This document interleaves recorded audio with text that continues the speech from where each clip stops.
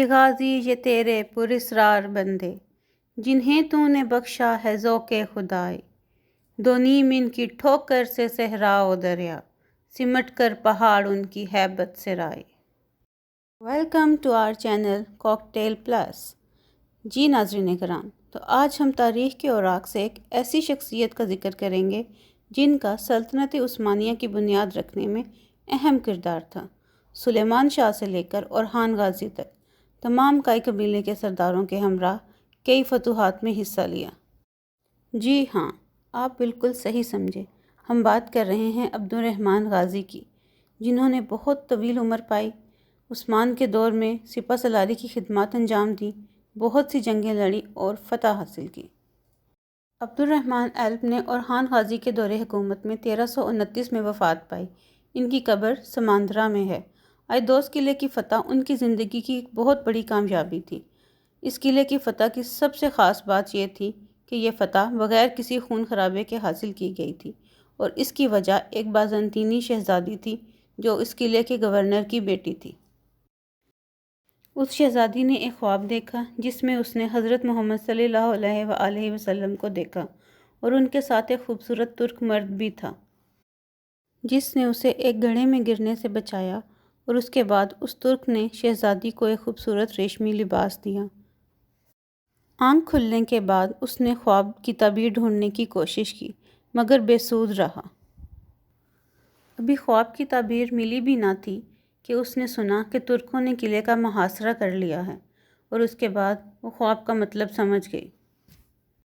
اس نے ترکوں کی مدد کرنے کا فیصلہ کیا۔ اس نے ترکوں کو یونانی زبان میں خط لکھا جس میں اس نے سارا خواب بیان کیا، اور ساتھ ساتھ یہ درخواست کی کہ قلعے کا محاصرہ ختم کر دیں، اور کہا کہ وہ پرامن طریقے سے قلعہ فتح کرنے میں ان کی مدد کرے گی، مگر اس شرط پہ کہ ایک گروہ جو بھروسے کے لائق ہو وہ شہزادی سے آ کے ملے۔ اس نے خط پتھر سے باندھ کے قلعے کی دیوار کے باہر پھینک دیا۔ جب وہ خط عبد الرحمن غازی کو ملا، انہوں نے خط پڑھ کر فیصلہ کیا کہ نبی کریم صلی اللہ علیہ وآلہ وسلم جس کی خواب میں آئیں اس پر بھروسہ کیا جا سکتا ہے۔ لہٰذا انہوں نے دوہری ترکیب آزمائی۔ دکھاوے کے لیے ظاہر یہ کیا کہ ہم نے قلعے کا محاصرہ ختم کر دیا ہے اور فوج کے قدم پیچھے ہٹا دیے ہیں۔ اسی رات عبد الرحمن اور ان کے ساتھیوں کا ایک گروہ قلعے کی دیوار کے ساتھ کھڑا ہو گیا، اور اس کے ساتھ ساتھ عثمانی سپاہیوں کا ایک دستہ قلعے کے مرکزی دروازے سے تھوڑا فاصلے پر اپنی پوزیشن سنبھالے کھڑا تھا۔ شہزادی نے قلعے کی فصیل سے ایک رسا پھینکا جس سے عبد الرحمن غازی اپنے ساتھیوں کے ساتھ قلعے کے اندر داخل ہو گئے، اور سیڑھیاں اتر کر انہوں نے مرکزی دروازہ کھول دیا جس سے عثمانی سپاہی اندر داخل ہو گئے۔ وہ آندھی طوفان کی طرح آئے اور بغیر کسی خون خرابے کے قلعہ فتح کر لیا۔ اس طرح یہ قلعہ بغیر ایک بھی قطرہ خون بہائے فتح کر لیا گیا۔ عبد الرحمن غازی شہزادی کو سلطان اورحان کے پاس لے گئے۔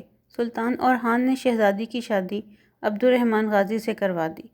ادھر شہزادی نے بھی فوراً سے عبد الرحمن غازی کو پہچان لیا تھا جنہیں اس نے خواب میں دیکھا تھا، اور خواب میں حضور پاک کی زیارت سے وہ سمجھ گئی تھی کہ اس کا مطلب یہ ہے کہ اسے اسلام کی طرف پکارا جا رہا ہے، اور اس نے بھی اس پکار پہ لبیک کہا اور اسلام قبول کر لیا۔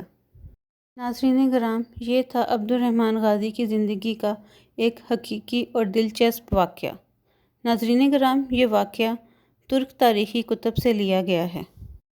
ایسے اور بہت سے تاریخی اور دلچسپ واقعات جاننے کے لیے جڑے رہیے ہمارے چینل کاکٹیل پلس سے۔